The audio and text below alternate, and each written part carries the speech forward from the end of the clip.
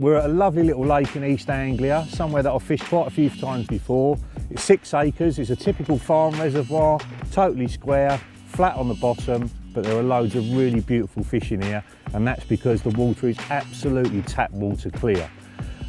This time of the year it's not brilliant over here. It's the end of February, but I've been here sort of the middle of March before and done quite well, and done well on hinge stiff rigs, so that's what we're going to centre on this time. I know all the zig rig anglers among you will be telling me to fish zigs, 17 foot of water at the end of winter. That's probably the ideal way to do it. I love catching them on the bottom personally, so I'm not going to be doing that, but I'm sure that once the fish get onto the bait that I've put out, we're going to get a couple of chances. The lake's got 150, maybe 200 fish in it, so it's really well stocked. A typical place that most people are members of, spread up and down the country. So we're going to go down into the swim now. I'm going to talk you through what I did yesterday to find an area out in the lake.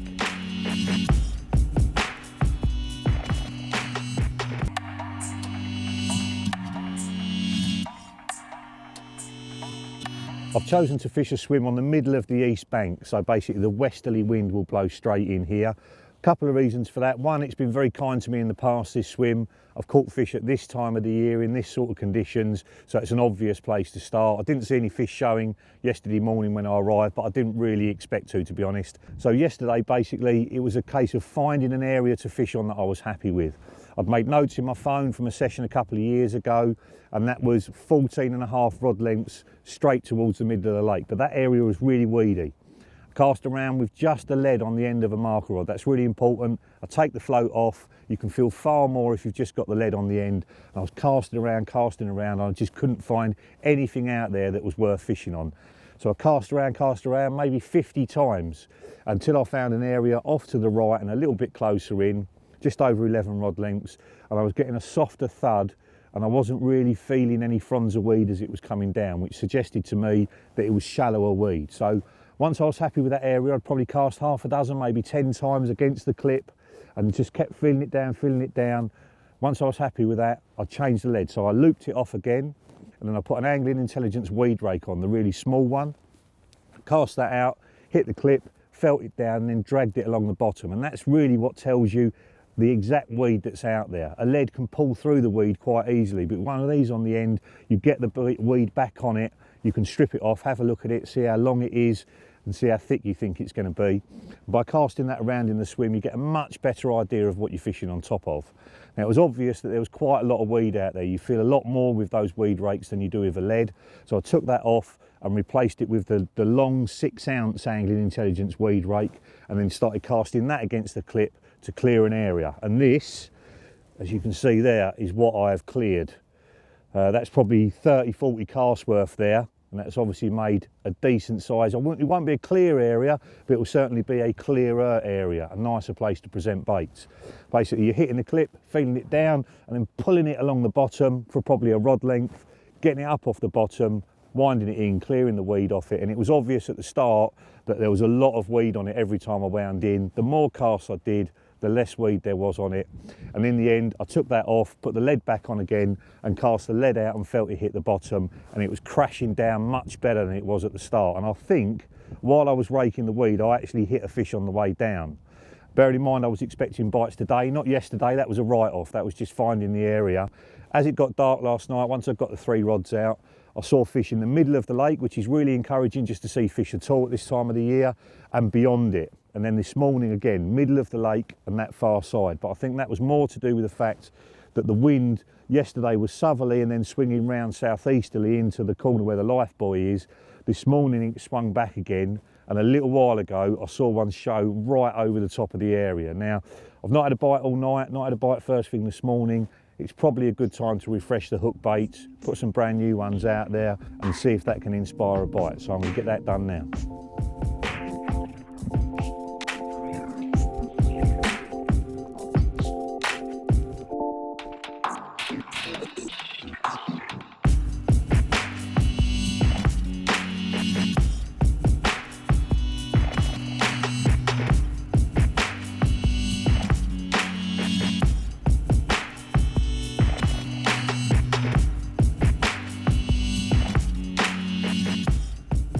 I've chosen to fish a helicopter rig on this particular session. for a couple of reasons. One, it's been very successful for me on here in the past, and two, it suits the bottom that I'm casting onto. You remember that I dragged all that weed in at the start of the session. I need a rig that's going to present the bait well in that weed. If I used a heavy lead and a very short stiff hook link, it dragged the whole lot into the weed and the fish probably wouldn't be able to get it in its mouth. So with this one, the hook link is sliding up the lead core on the cast, and hopefully the whole lot is settling into the weed and making it available to the fish. So I've got a 3 ounce distance lead, and you can see there I've clipped the swivel off the lead just to neaten it up, and that's on the end of a ready-made lead core leader, and that's got one of the quick links on the end of it, and then a helicopter sleeve just goes over the top of that just to neaten everything up before you cast out. The barrel bead slides down next to it, again to neaten everything up. That barrel bead can be fished further up the lead core, so if I was fishing a chod rig and I wanted to semi-fix the rig between 2 points, then I'll pull that away from the lead. But on this one, I just want it back down next to it so it's all nice and neat. And then moving up the other end, this is one of the beautiful bits of these lead core leaders. This is a no trace system, so I've got a little tiny tapered rubber sleeve that goes onto the lead core first, and then that hard bead with a slit in it goes over the top of it, so it stops the hook link sliding up any further on the cast. But if the line unfortunately breaks and the fish is dragging the whole lot around, that bead will pull off the top. Because of the slit in it, it will just drop off the lead core, and then the hook link can hopefully get off the end of the lead core down the line, and then the fish is completely free. So that's really important. If you're using any sort of lead core leader, I'd recommend you use that no trace system. It's just so safe for the fish. This is the hinge stiff rig as I like to fish it. There's loads of different permutations of this, but this is my favourite. So talking about the boom section first of all, this is the hybrid stiff material, and I've crimped it at either end. So we've got a size 11 ring swivel at the end that's sliding up and down the lead core. That comes as standard on that ready tied version, and I've just crimped that on there, and then crimped the other end to create a very small loop. So you can see there that size 11 swivel just sits directly up off of it. And then my dark matter putty is actually moulded around that crimp. It's a brilliant bit to grip around, and obviously there's just enough on there so it will just sink down onto the bottom. And then the upright section, you can use this ready tied, or in this case I've tied this one myself. It's tied with 20-pound mouth trap. That's a really stiff material. Couple of turn half blood knot onto that size 11 swivel, and then I've done my favourite whipping knot to tie that hook on. That's a size 8 choddy, and that's the captor version, so the coloured version with no colouring on the tip to leave it really nice and sharp, with a small D on the back of it. And basically that's how it's going to sit on the bottom. So that's going to lay nice and flat, push everything away from the lead core. You've got a slight curve in it. I use one of the solar rig cones to create that curve over the steam, and it just stays there perfectly like that. And with the bait tied on, a very small bait, this is a 12 miller, and that's nice and buoyant, so it's just going to sit like that on the bottom. And like I say, in the past that's been really successful for me on here. The hook holds are absolutely banging, they're nailed every single time, and normally I wouldn't fish a pop-up as high as that overload of bits that I'm putting in, you know, the chopped boilie, tigers, bits of sweet corn. But in this situation, when the fish have just woken up, they're not feeding as hard, they're perhaps picking around over the top of the spot, and that coupled with the fact that it's weedy out there makes that rig that little bit more effective at this time of the year.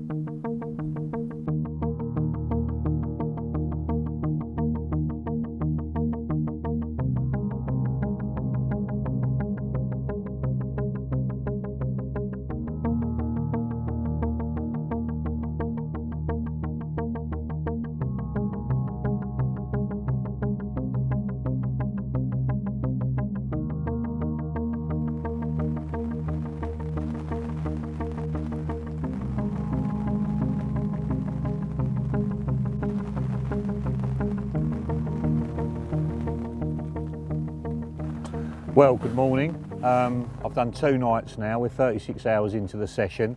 As you can hear, Mother Nature is raining on us. It's been raining all night, but the carp gods have smiled on me. I've got a lovely 16-pound common languishing in the sling just down there, and as soon as it stops raining, we're going to get him out to show you the prize. But to be honest with you, I expected more out of this, and even though it's February, I've clearly got something wrong.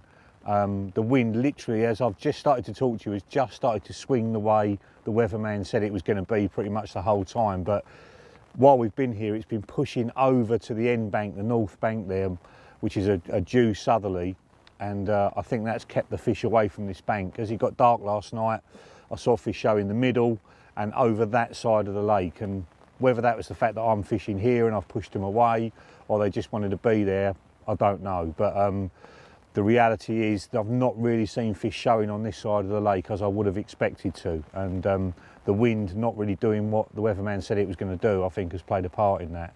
But we've still got another day to go. I'm going to give it till late afternoon today.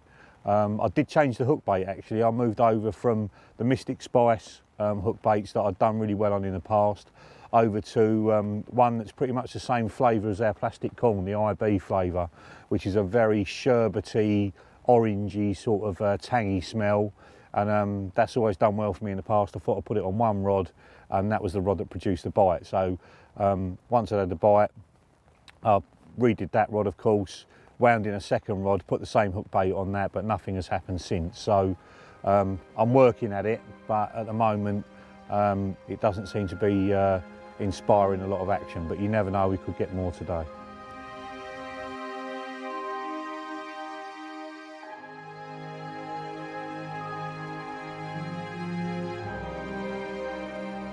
Well, check this one out, a 16-pound bar of gold, look at that. Well pleased to get this one on a very bleak February session. I was expecting more bites than this, but I really don't care. Getting one in the net has saved a blank. And if I come back in the next few weeks, I'll certainly be targeting that same area, because when you've got a sea of weed out there and one big clear area, that is where you want to be.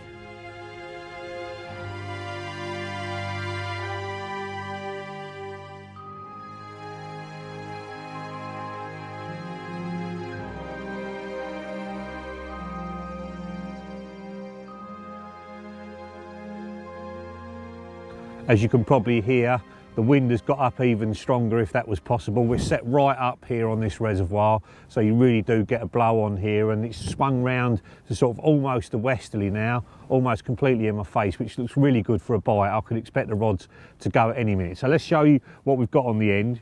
First of all, these are all pop-ups, and I've only brought them for this session. I've got a massive array of hook baits in my van all the time, some slow sinkers, some pop-ups, and these are all small pop-ups, because at this time of the year, when the fish have just woken up, they're a bit more lethargic, I want something a little bit more in their face. In the summer, I'll be switching over to slow sinking bottom baits, but for now, it's all about pop-ups. So the first ones, they're the white cell pop-ups that you get from the tackle shop. They come in white and pink. I've just sorted all the white ones out and then doused them up in that Almond Supreme, which is really thin. It eats all the way to the centre of the bait. I'll do that and just keep shaking it around in the tub for probably 2 or 3 weeks until it's eaten all the way to the middle, and then I'll put the power smoke on over the top. Again, the almond, and that has more like a waxy sort of jelly sort of feel to it, and then that will seep off at the beginning as soon as it goes in the water. Then once that's gone, the almond that's eaten all the way to the middle, that'll keep coming out as well, and that's been really successful for me on this particular venue, and also on other places all around the country and in Europe as well. And it really came from when we were filming the underwater films, number 8, when Tom put it on for the first time, he got a bite instantly, and the fish was seen to be singling that out. There's loads of other bait in the swim, and they're actually diving for that one, and that's exactly what you want. So these front 3 are all almonds. That one's had it on for probably 2 or 3 days now.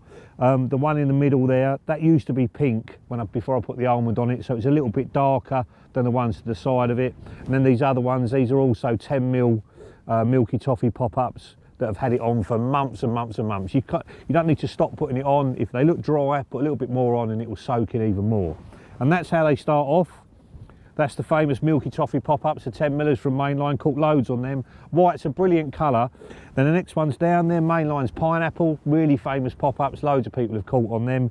These are the 10mm, and I've done the same as I've done on the almonds. I've added some pineapple supreme to these, and that eats in more and more, lovely pineapple smell, and then the pineapple power smoke goes over the top. They're the darker ones that I've nicked off of Neil at work because he's been doing these for months and months. So you get that sort of green haze coming off of them, and that lovely pineapple smell as well, and they're all really good at this time of the year.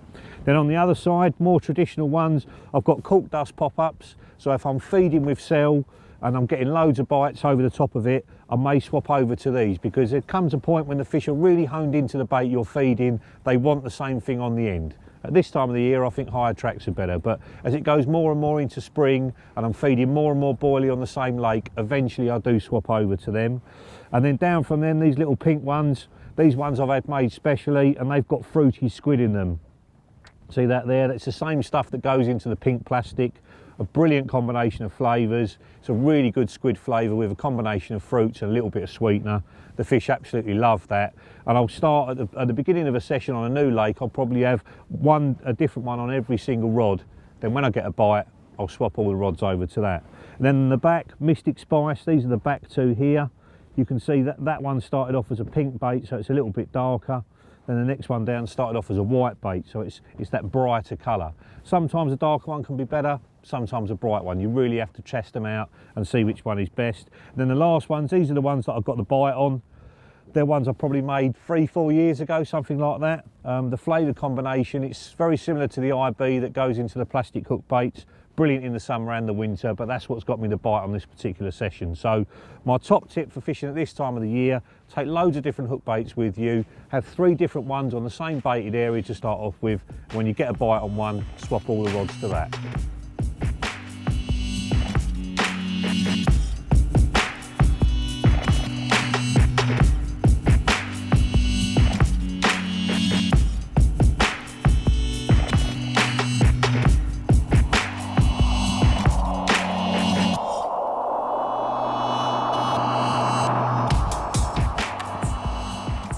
Well, that is the end of our first session victim, and it was almost a blank. Thank God for that £16 common that got me out of jail.